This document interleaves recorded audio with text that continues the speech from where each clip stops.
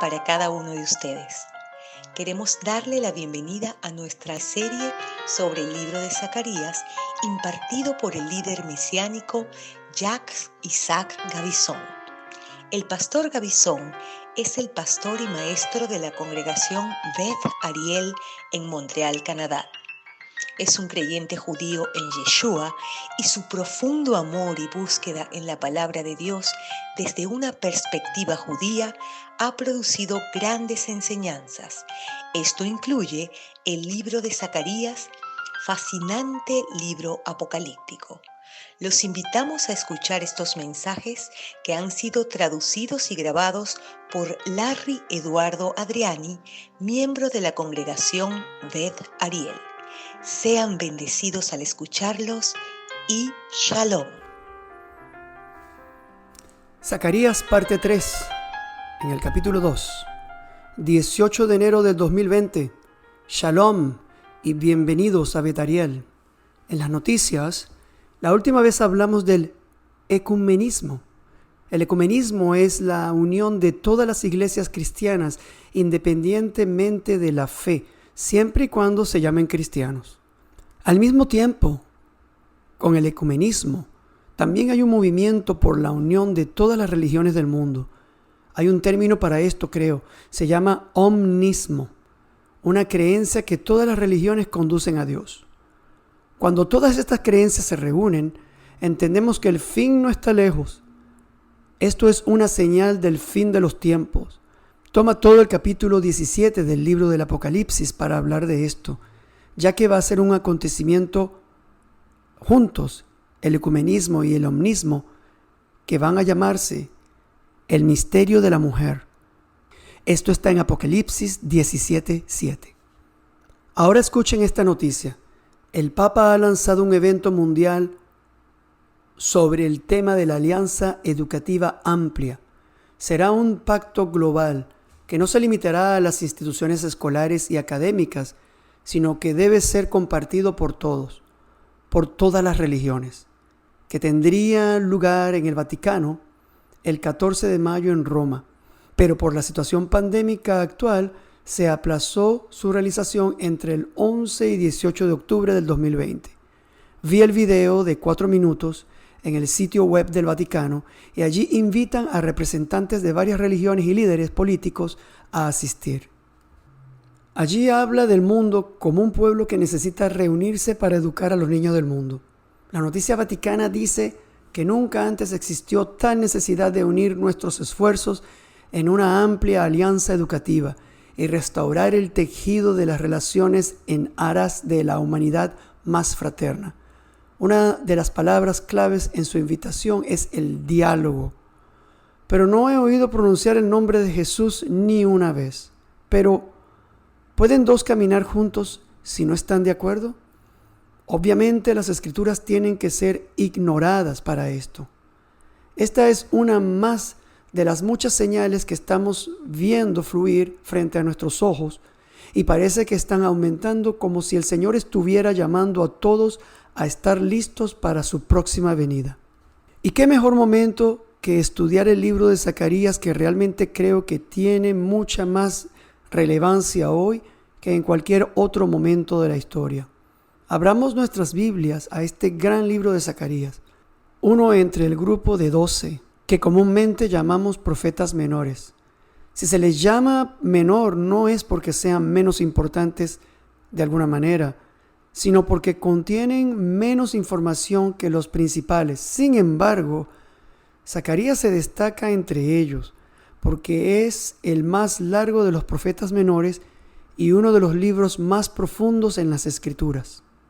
Lo que realmente es sobresaliente en este libro, hasta ahora, es que el Señor se muestra como aquel que está muy presente y comprometido en nuestras vidas.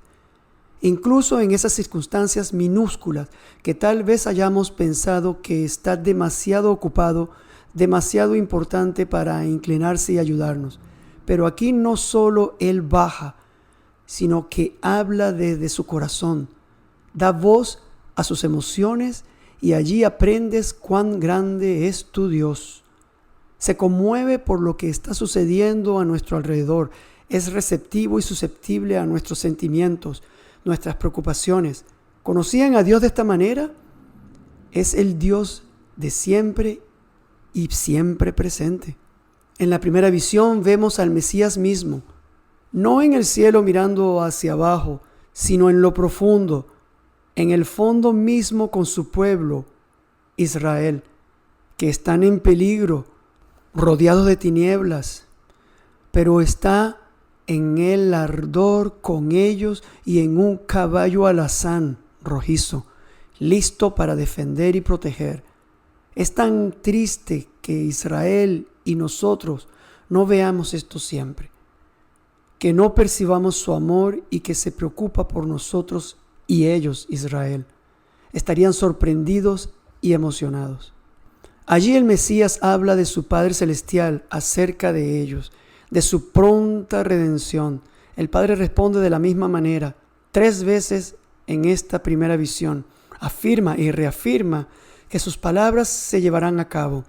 Jerusalén es el tema principal, pero en realidad es un medio a través del cual su amor se derrama en este libro, por lo que cualquiera de Israel o de las naciones puede mirar a aquel que está llamando. De hecho, el libro en sí comienza con un llamado a regresar a Él, a hacer verdadero tsuvah, que en hebreo literalmente significa volver, arrepentimiento, no físico, sino uno espiritual, arrepentimiento. Cualquiera puede hacerlo desde donde uno está. En la segunda visión, Zacarías identifica a un culpable, a un agresor. Las naciones del mundo que piensan que son tan poderosas y que enojan tanto a Dios, que están más enojados con ellos que con Israel. ¿Cómo podría ser esto? Vimos a través de todo el Tanaj, a través de Jueces, Reyes, Isaías, Jeremías, cuán enojado está contra aquellos de su pueblo que se rebelan contra él. Pero estas naciones superan a Israel. Es en este punto que abrimos la tercera visión de este libro, que reafirma una vez más que Dios está regresando y que Jerusalén está, que conocemos ahora, está que todas las naciones han comenzado a rodear para apropiársela.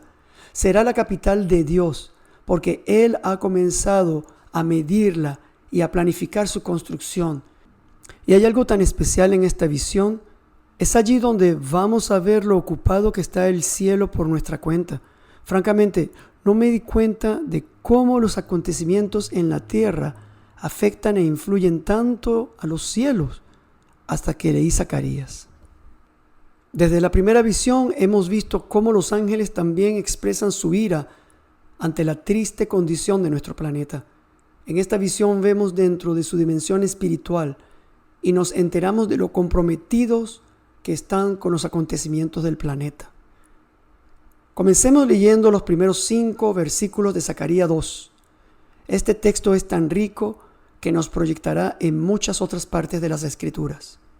Alcé pues mis ojos y miré, y he aquí un varón que tenía en su mano un cordel de medir. Y le dije, ¿a dónde vas? Y él me respondió, a medir Jerusalén, para ver cuánto es su anchura y cuánta su longitud. Y he aquí salía aquel ángel que hablaba conmigo, y otro ángel le salió al encuentro, y le dijo, corre, habla a este joven diciendo, sin muros será habitada Jerusalén, a causa de la multitud de hombres y de ganado en medio de ella. Yo seré para ella, dice Jehová, muro de fuego en derredor, y para gloria estaré en medio de ella. Zacarías 2, de 1 al 5. ¿Has visto lo ocupados que están todos estos ángeles? ¿Cómo uno iba a medir Jerusalén? Zacarías le pregunta, ¿a dónde vas? Zacarías se siente como en casa, allí muy cómodo con ellos. Entonces, el ángel que interpretó las visiones, las primeras 2, comenzó a alejarse de Zacarías. ¿Dónde? No sabemos. Pero entonces otro aparece y le pide a este ángel que regrese a Zacarías con una palabra del Señor. Creo que esto es un privilegio para el lector presenciar una escena así y tener una sorpresa en esta otra dimensión, este mundo paralelo. De esta visión, lo que aprendemos es que estos ángeles parecen ser muy parecidos a nosotros cuando se trata del conocimiento del futuro. Hacen las cosas a medida que los acontecimientos se desarrollan y están tan emocionados con nosotros. Uno de ellos está llamado a medir Jerusalén en ese momento crucial, no antes. Y cuando el ángel que estaba con Zacarías pensó que era el momento adecuado para ir a otro lado, otro ángel viene y le dice que el plan había cambiado y le dice que regrese a Zacarías. Esto nos hace ver claramente que no son omniscientes, pero están aprendiendo con nosotros y viviendo los acontecimientos presentes con nosotros. Y esto encaja bien con lo que se nos dice de los ángeles en las Escrituras. Pablo nos dice que en verdad están descubriendo grandes cosas al observar los acontecimientos en la tierra y al seguirnos. Permítanme llevarlos a un poderoso pasaje en el libro de Efesios y de aclarar a todos cuál sea la dispensación del misterio escondido desde los siglos en Dios, que creó todas las cosas, para que la multiforme sabiduría de Dios sea ahora dada a conocer por medio de la iglesia a los principados y potestades en los lugares celestiales. Efesios 3, del 9 al 10.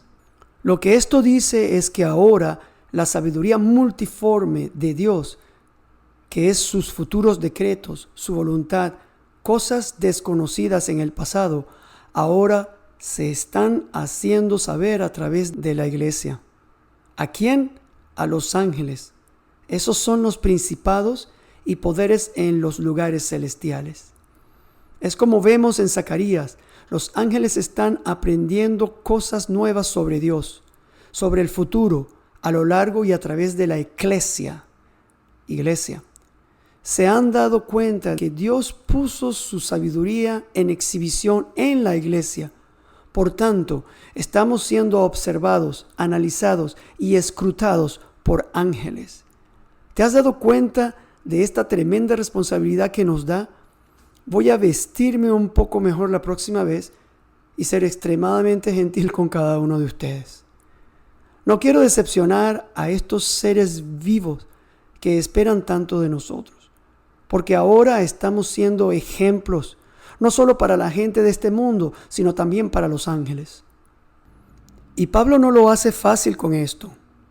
Él, siempre preocupado por el comportamiento del creyente, dice que hemos llegado a hacer espectáculo al mundo, a los ángeles y a los hombres. En 1 Corintios, capítulo 4, versículo 9. La palabra espectáculo es del griego theatrón, donde aprendemos nuestra palabra teatro, por lo que estamos en el escenario con millones de ojos mirándonos. Démosles pues una buena prestancia y no nos avergoncemos de nada en relación a Dios, y le demos toda la gloria a Él a través de cada acción y a través de cada palabra, para, como dice en la primera de Juan 2:28, que cuando se manifieste tengamos confianza para que en su venida no nos alejemos de Él avergonzados. Porque después de todo, es todo para Él que nos salvó. Y estos ángeles no están mirando para juzgar, sino para aprender de nosotros. Pedro nos dice que su deseo es realmente buscar al Mesías y saber los sufrimientos de Cristo y las glorias que vendrán tras ellos, cosas en las cuales anhelan mirar los ángeles. Esto está en 1 de Pedro, capítulo 1, versículos 10 al 12. Estos son sus deseos, y así pues, enseñémosles bien, caminando con Dios.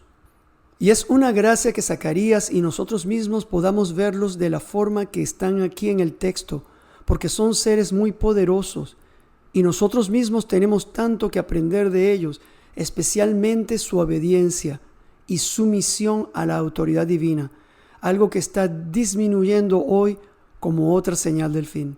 Permítame llevarlos a solo 2 versículos de Ezequiel en el capítulo 1. No es un capítulo fácil, pero el mensaje es simple: ver lo poderosos y obedientes que son estos seres. Lo que el profeta tiene adelante de sus ojos desafía las leyes de la física.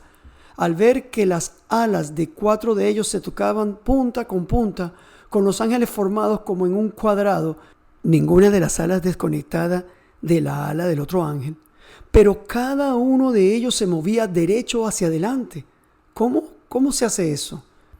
Veamos lo que dice el versículo 12. Y cada uno caminaba derecho hacia adelante, hacia donde el Espíritu les movía, que anduviesen andaban, y cuando andaban no se volvían. Ezequiel 1:12. Sus alas se tocaban unas a otras, reflejando su unidad, como están trabajando como uno solo, con un objetivo, para glorificar al Señor. Ninguno de ellos se volvió hacia el otro lado, y lejos de los otros, se volvieron juntos. Esta es una gran imagen de unidad, y todos van a donde el Espíritu quiere ir, allá arriba. Son obedientes. Todos saben que el mejor camino es el camino de Dios, del Espíritu. Esto nos da una gran enseñanza. Y cuando Ezequiel fue llamado a describirlos, solo podía ver su amor por Dios, su disciplina. Y es así como Ezequiel dice: y el aspecto de sus caras era cara de hombre, y cara de león al lado derecho de los 4, y cara de buey a la izquierda en los 4. Asimismo había en los 4 cara de águila. Ezequiel 1:10. No imaginemos un cuerpo con 4 cuellos y 4 caras. Esa no es la imagen aquí. Deberíamos ver solo una cara con 4 aspectos o facetas, 4 expresiones diferentes. Expresión de inteligencia y libre albedrío en la cara del hombre. Expresión de fuerza y poder en la cara de un león. Expresión de servidumbre y obediencia en la cara de un buey.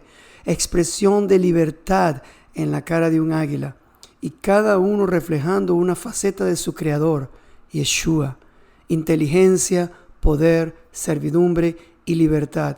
Estas cosas caracterizan al creyente en Yeshua. El león nos recuerda al Mesías tal como se representa en el Evangelio de Mateo, donde está el Rey de los judíos. El buey nos recuerda la servidumbre de Jesús tal como está representado en el Evangelio de Marcos. El rostro del hombre simboliza la humanidad y el sufrimiento del Mesías tal como se representa en el Evangelio de Lucas. Y el águila simboliza la divinidad del Mesías, como el Evangelio de Juan lo representa.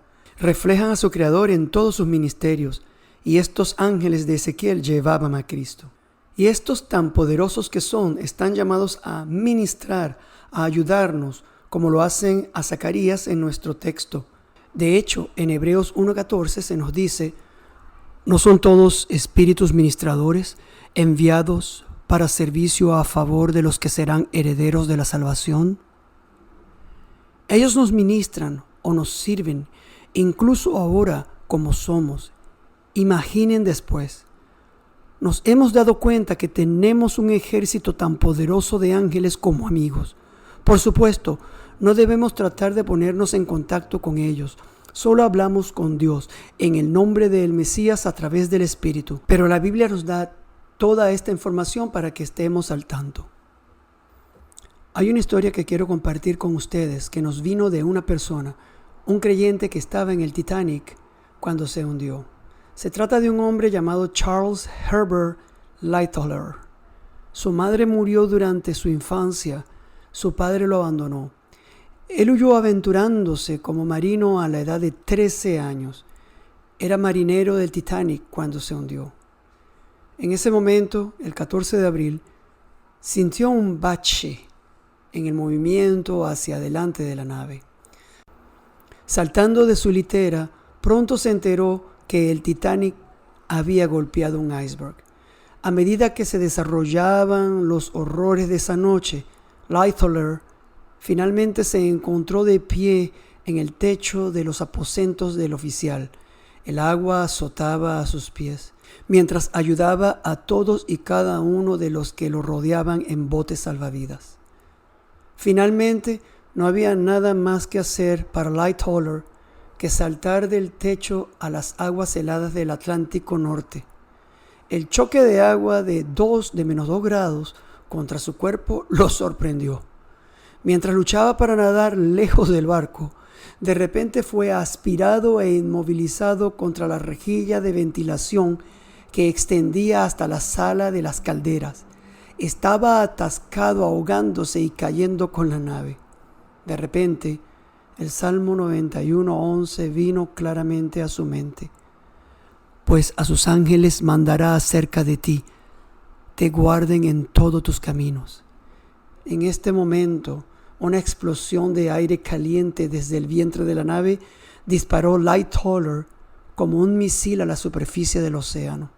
Por fin logró agarrar un trozo de cuerda unido a un bote salvavidas volteado y flotó junto con él hasta que se tiró en la parte superior del barco al revés. Se volvió y vio los últimos momentos del Titanic. Su popa se levantó en el aire hasta que el barco estaba en una posición absolutamente perpendicular. Luego se hundió lentamente en el agua. Sacó unos 30 hombres del agua en lo alto del bote salvavidas y juntos, dice, recitaron el Padre Nuestro. Lightoller tomó el mando del barco y los guió a un lugar seguro.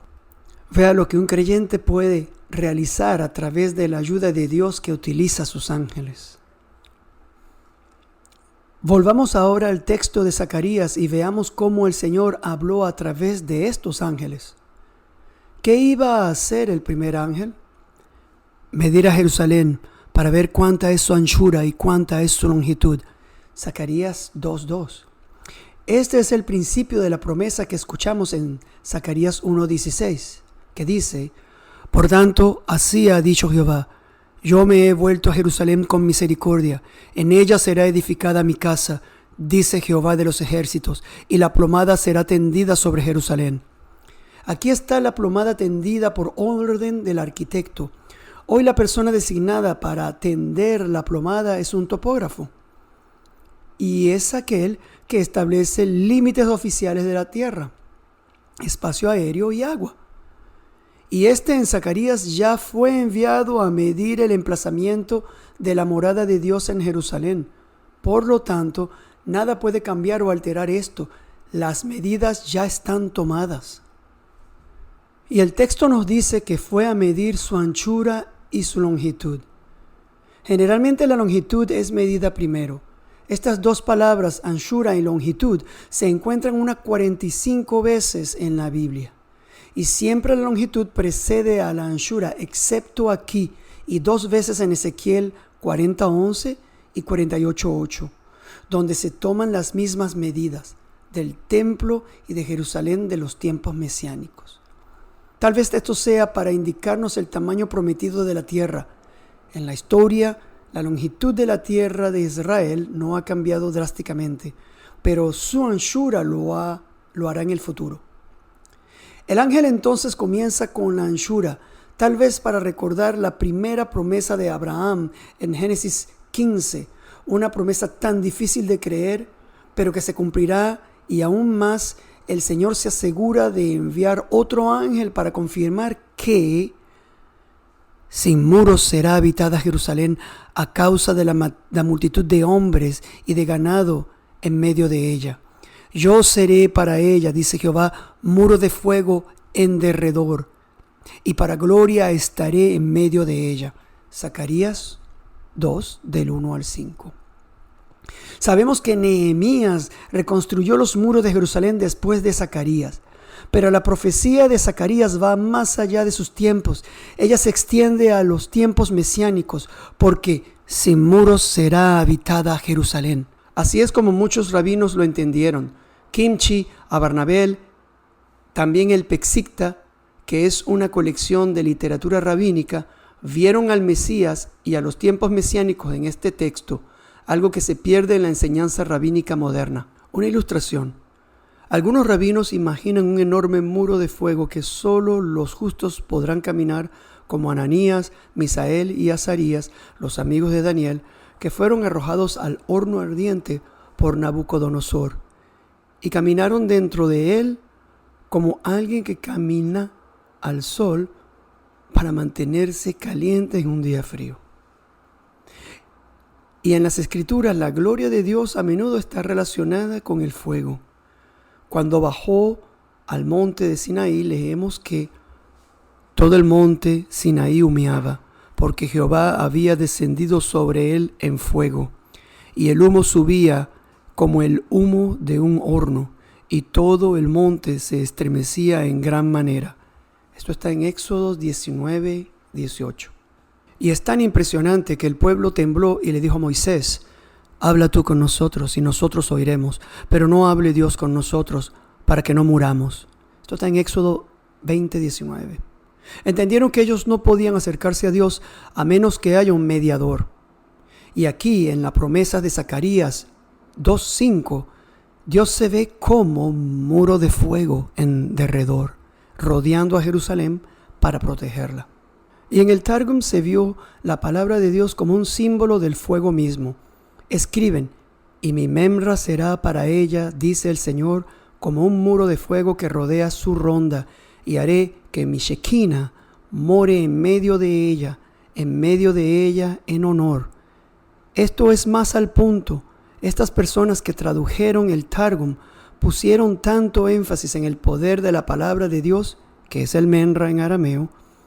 Acuérdense que el Targum es la traducción del Antiguo Testamento del hebreo al arameo antes de la venida de Jesús. Los rabinos de antes de la venida de Jesús tenían amor por la palabra de Dios más que los fariseos y los saduceos de la época de Jesús. La palabra de Dios es personificada y para ellos es Dios mismo, como lo hace Juan en los versículos iniciales de su evangelio cuando dice: en el principio era el Verbo, y el Verbo era con Dios, y el Verbo era Dios. Juan 1:1. Se dirigió por primera vez a estos judíos del siglo I, cuyas Biblias era el Targum. Muchos entendían a quién se refería. Y ver que mencionan el Shekinah, la gloria de Dios.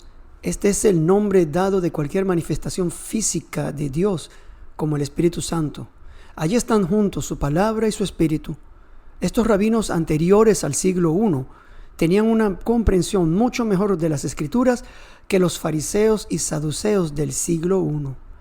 Este conocimiento desapareció con esos fariseos y saduceos, y es por eso que no reconocieron al Mesías. La profecía de Zacarías encontrará el cumplimiento en el estado eterno, porque aquí es donde Zacarías nos trae. Leemos en Apocalipsis 21:3: y oí una gran voz del cielo que decía: he aquí el tabernáculo de Dios con los hombres, y Él morará con ellos, y ellos serán su pueblo, y Dios mismo estará con ellos como su Dios. La palabra traducida morará es shkenu, que significa literalmente tabernáculo. Esta palabra tiene una raíz hebrea proveniente de la palabra Mishkan, el hebreo para el templo, y donde obtenemos la palabra Shekinah, el nombre dado a las apariencias físicas de Dios en la Biblia. La misma palabra se utiliza cuando dicen en Juan 1:14: y aquel Verbo fue hecho carne y habitó entre nosotros, y vimos su gloria, gloria como del unigénito del Padre, lleno de gracia y verdad. Esto es quien Yeshua era, Dios con nosotros. Y aquí en Apocalipsis, Dios morará con nosotros y será nuestro Dios para la eternidad. Este es el cumplimiento final de la segunda parte de esta gran profecía de Isaías 7:14. Por tanto, el Señor mismo os dará señal. He aquí que la Virgen concebirá y dará a luz un hijo, y llamará su nombre Emmanuel. Dios había venido al tabernáculo con nosotros la primera vez con Yeshua. Aquí es el Emmanuel en el estado eterno, viviendo con cada uno que lo hizo su Salvador personal. Aquí es donde esta parte de Zacarías trae a un tiempo de alegría completa y absoluta, un tiempo que no está lejos. Y aquí es donde llegamos al corazón del capítulo. Estamos a punto de presenciar una conversación excepcional y única entre Dios en el cielo y el Mesías en la tierra. Comencemos con los versículos 8 al 11. A medida que los leemos, tratemos de ver quién es quién. Porque así ha dicho Jehová de los ejércitos: tras la gloria me enviará, Él a las naciones que os despojaron, porque el que os toca, toca la niña de su ojo, porque he aquí, yo alzo mi mano sobre ellos, y serán despojos a sus siervos, y sabréis que Jehová de los ejércitos me envió. Canta y alégrate, hija de Sión, porque he aquí vengo, y moraré en medio de ti, ha dicho Jehová. Y se unirán muchas naciones a Jehová en aquel día, y me serán por pueblo, y moraré en medio de ti, y entonces conocerás que Jehová de los ejércitos me ha enviado a ti. ¿Quién está siendo enviado aquí? 3 veces en diferentes formas se nos dice que Él, Jehová, me ha enviado.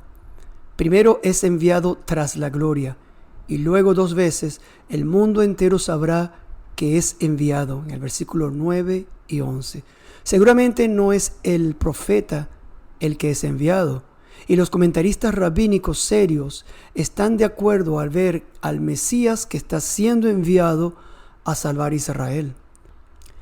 Kimchi, un rabino del siglo XII, y Abarbanel, un rabino del siglo XV, que se atreven a escudriñar las escrituras para hablar, entendieron que el texto hablaba de la aparición del Mesías, y vean que es solo al final, después de la gloria, después de la segunda venida, que sabrán quién es el Mesías. Y sabréis que Jehová de los ejércitos me envió, y entonces conocerás que Jehová de los ejércitos me ha enviado a ti. Entonces, no antes. ¿Y cómo lo sabrían? Zacarías nos dice más adelante que reconocen sus heridas y mirarán a mí, a quienes traspasaron. En Zacarías 12:10 está esto. Por eso hay un elemento sorpresa. Entonces solo al final la nación lo sabrá. Pero, ¿quién es el Mesías en el texto? Veamos cómo Jehová y el Mesías son iguales en el texto. Hagamos las preguntas de nuevo. ¿Quién viene y quién lo ha enviado? ¿Estás listo para una gimnasia matemática? ¿Quién viene? En el versículo 10, el mismo Señor, porque he aquí vengo y moraré en medio de ti, ha dicho Jehová. ¿Quién lo envía? En el versículo 9 y 11, 2 veces se nos dice que es el Señor mismo, el Señor de los ejércitos, Jehová de los ejércitos. Y sabréis que Jehová de los ejércitos me envió. Y entonces conocerás que Jehová de los ejércitos me ha enviado a ti. Así que aquel que es enviado es el mismo que el que está enviando. Aquí es cuando sabemos que Yeshua es Dios. Hagamos otra pregunta. ¿Y quién morará en Jerusalén? Se nos dice en el versículo 5 que es Jehová. Otra vez vemos su nombre propio y quien dice que para gloria estaré en medio de ella. Y en el versículo 10 se nos informa que realmente Jehová dice, porque he aquí vengo y moraré en medio de ti. Hasta que leemos en el versículo 11 donde dice, y entonces conocerás que Jehová de los ejércitos me ha enviado a ti. Aquel que envía es de nuevo aquel que es enviado, y la nación de Israel lo reconocerá al final. Aquí la naturaleza del Mesías se nos revela de nuevo. Miqueas nos dice que Él viene de la eternidad, no es de la tierra, o no es de esta tierra, a pesar de que su cuerpo es un cuerpo humano. Isaías nos dice que el niño que se llama el Dios Todopoderoso, el Gibor, es también hijo que se llama literalmente Padre Eterno. Jesús no es un hombre como los demás, es exclusivo, lo que significa que excluye otra religión y fe que no acatan sus enseñanzas y que no explican bien su naturaleza, que se encuentra todo esto en las Escrituras. Jesús es uno y único.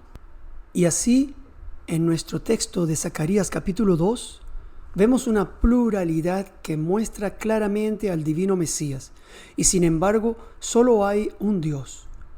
En el judaísmo hablan de la unidad de Dios, la unidad en el Shemar, Deuteronomio 6:4, que los judíos repiten 2 veces al día.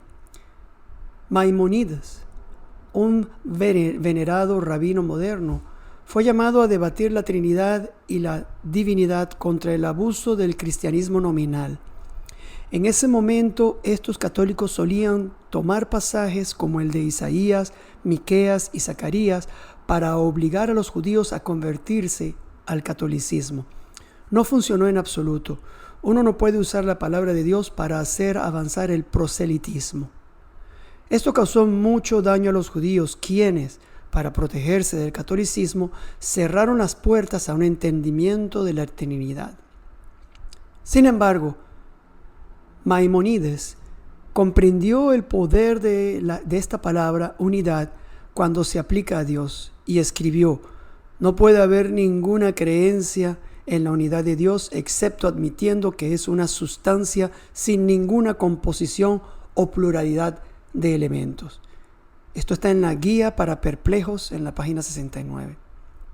Pero por desgracia, él estaba luchando contra la misma definición de la palabra unidad, que es un compuesto, formando un todo complejo, el estado de estar unido.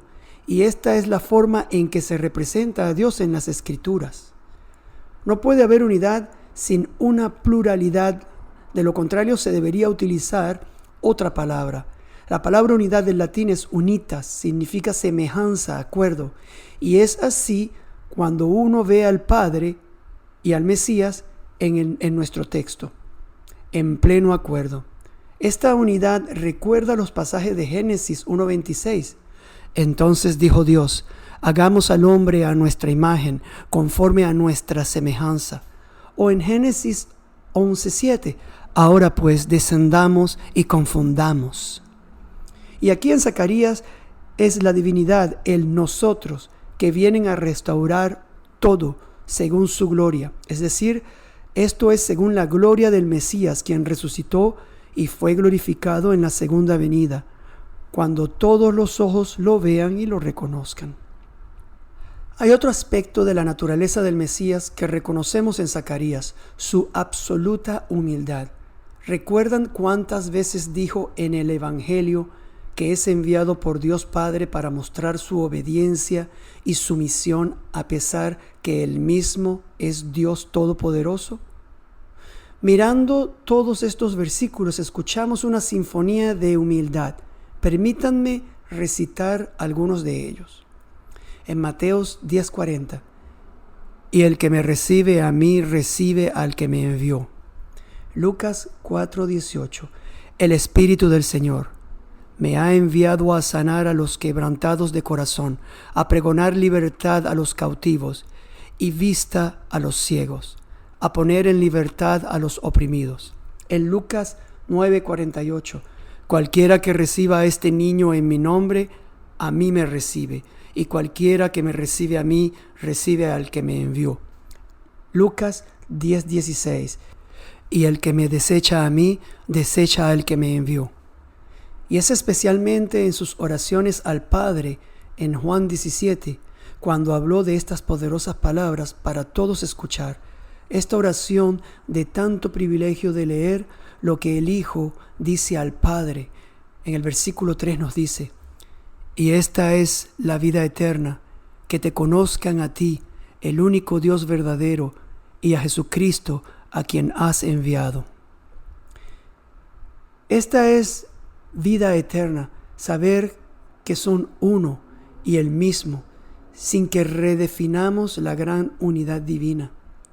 Y luego en el versículo 8 habla al Padre y dice: porque las palabras que me diste les he dado, y ellos las recibieron, y han conocido verdaderamente que salí de ti, y han creído que tú me enviaste. Esto es en Lucas 17:8. Al final de la oración dice: como tú me enviaste al mundo, así yo los he enviado al mundo. El final de este versículo es un llamado a nosotros. Como el Padre envía al Hijo, así el Hijo nos envía. De hecho, la palabra apóstol significa alguien que es enviado, un mensajero.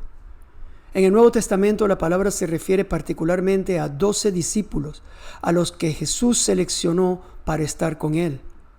y a quienes envió para proclamar la palabra en toda la tierra de Israel y luego en todo el mundo. Otras personas que no eran de los 12 llevaban ese título también. Por ejemplo, Pablo, Bernabé, en Hechos 4:14. Los apóstoles eran figuras importantes en la iglesia primitiva. Esto está en 1 Corintios 12:28. En muchos sentidos, todo creyente es enviado. Las palabras finales de Jesús a toda la iglesia comienza así: Id y haced discípulos a todas las naciones, bautizándolos en el nombre del Padre, del Hijo y del Espíritu Santo, enseñándoles que guarden todas las cosas que os he mandado. Y he aquí, yo estoy con vosotros todos los días, hasta el fin del mundo. Amén. Esto está en Mateo 28, versículos 19-20. La pregunta es, ¿cuánto de este mandamiento estamos haciendo? Una ilustración. ¿Han escuchado hablar de la tía Sofía, o Sophie en francés? Una historia triste pero tan alentadora. No tenía mucha educación, pero amaba al Señor y su corazón siempre estaba lleno de una canción. Siempre que podía, compartía el amor y la gracia de Dios con nosotros. Ella estaba envejeciendo y un día alguien se burló de ella diciendo que se le vio hablando del amor de Cristo a una estatua de madera de un indio frente a una tienda de venta de cigarros. Cuando Sofía oyó esto, ella respondió: tal vez lo hice, mi vista no es muy buena, pero hablar del Mesías a un indio de madera no es tan malo como ser un creyente de madera y nunca hablar con nadie sobre el Señor. Ver que la tía Sophie no tenía miedo del ridículo. Ella dijo las palabras y muchos escucharon y no tienen nada por lo que disculparse. Veamos el resultado final en el versículo 11. Y se unirán muchas naciones a Jehová en aquel día, y me darán por pueblo, y moraré en medio de ti, y entonces conocerás que Jehová de los ejércitos me ha enviado a ti. Zacarías 2:11.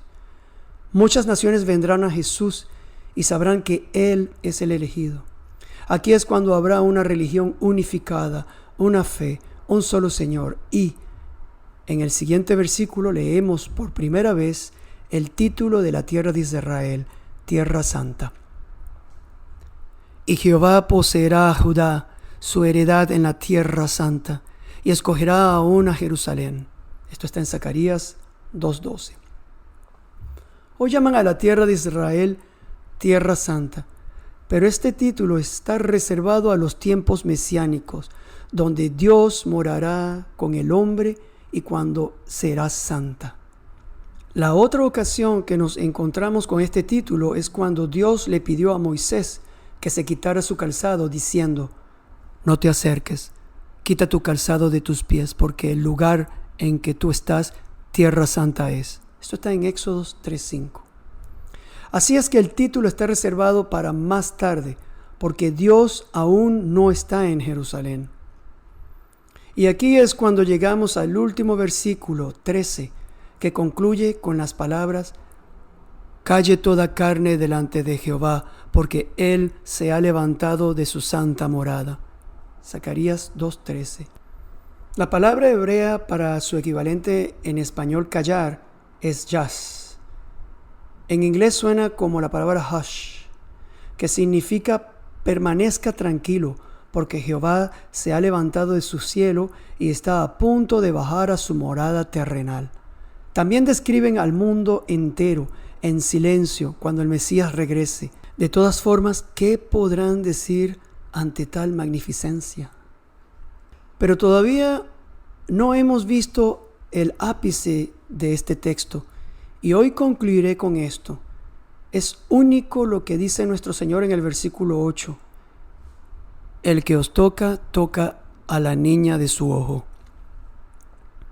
Aparentemente el texto original solía decir: el que os toca, toca a la niña de mi ojo. Pero los soferim, los escribas, lo alteraron quitando la palabra mi y reemplazándola por su.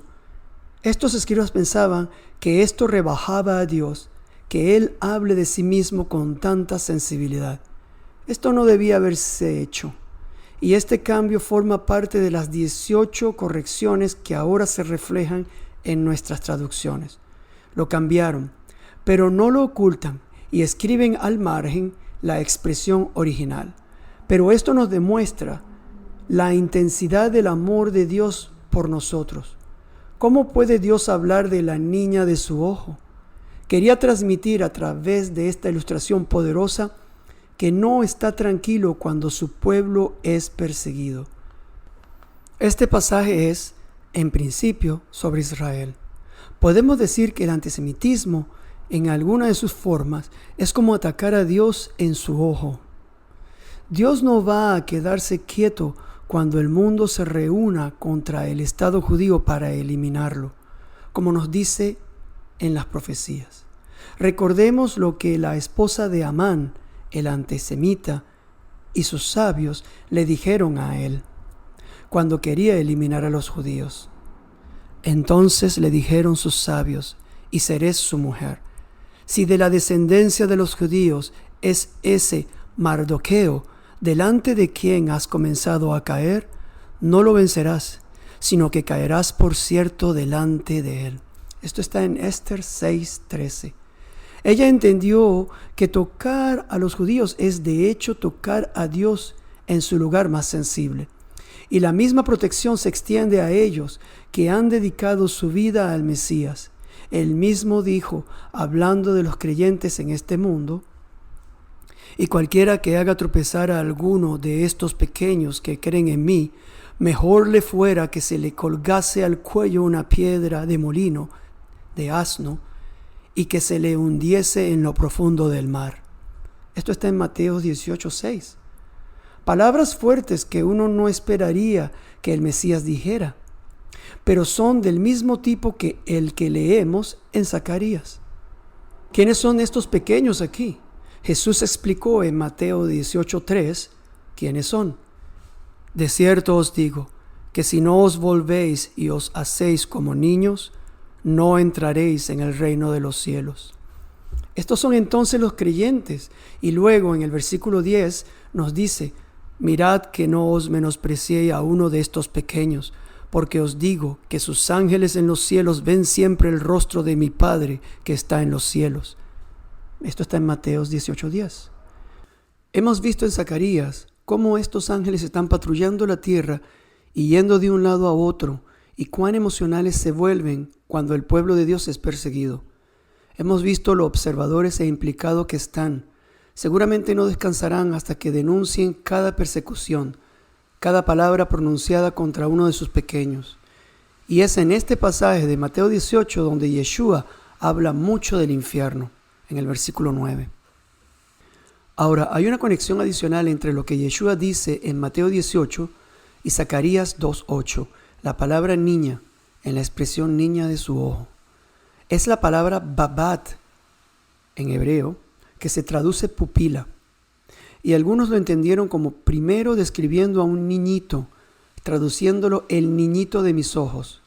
La palabra pupila refleja este entendimiento. Viene del latín pupilla, que significa una pequeña muñeca. Dicen refiriéndose al reflejo que ves de ti mismo cuando miras en los ojos de otra persona. En otra parte de las Escrituras, otra palabra que significa niño también se traduce como niña de su ojo, de Dios. Esto es en Deuteronomio 32:10, donde vemos la protección de Dios sobre Israel, y en Salmos 17:8. Allí leemos, guárdame como a la niña de tus ojos, escóndeme bajo la sombra de tus alas. La palabra del hebreo traducida niña, en este caso ishon, en hebreo es un diminuto de ish y significa un pequeño individuo o un niño. Todo esto para decirles que una vez que pertenecemos a Dios, nos mantendrá y nos protegerá como uno protege a su hijo. Les traigo una ilustración. Algunas de las promesas más poderosas de Dios hablan de cuidarnos. Aquí habla de cuidarnos como la niña de su ojo. En Zacarías es la tercera vez que lo dice, después de Deuteronomio 32 y Salmo 17. Y el Señor nos promete en el Salmo 91:11 que sus ángeles mandará acerca de ti, que te guarden en todos tus caminos. Este poderoso salmo se utilizaba mucho en el siglo I contra toda influencia maligna. Y cuando Él regrese, guardará, según Isaías 26:3, en completa paz a aquel cuyo pensamiento en ti persevera, porque en ti ha confiado. Y según Jeremías 31:10, el que esparció a Israel lo reunirá y guardará como el pastor a su rebaño. Y finalmente en Timoteo 1:12, estoy seguro que es poderoso para guardar mi depósito para aquel día. Este día es el día tras la gloria, en referencia a Zacarías 2:8, el último período de las tribulaciones, el día del juicio, también llamado el día de la prueba, del cual Dios promete guardarnos, según 1 Corintios 10:13 y Judas en el versículo 24. Entonces tenemos plena protección de Dios en este momento. Todos aquellos que han dedicado su vida al Mesías, Yeshua, Jesús, todos los de Israel y las naciones. Y esta protección completa estará en plena fuerza después de gloria, para todos los que entrarán en el milenio, los tiempos mesiánicos.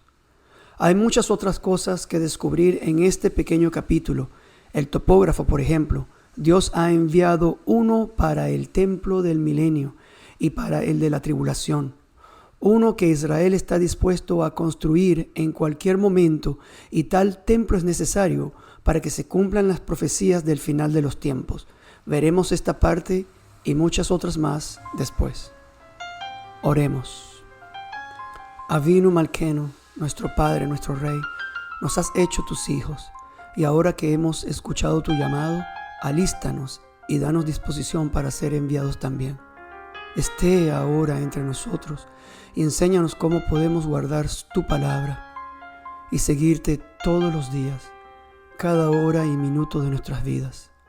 Ayúdanos a darnos cuenta de tu plena presencia, para que todo lo que es temible y desesperante, todo lo que es vano y desafiante, incluso toda nuestra incredulidad y superstición, puedan desaparecer, para que nos muestres lo grande y bueno que tú eres, para que las puras expresiones de nuestros corazones alcancen a otros y a nosotros, para que podamos entendernos unos a otros y entre ayudarnos.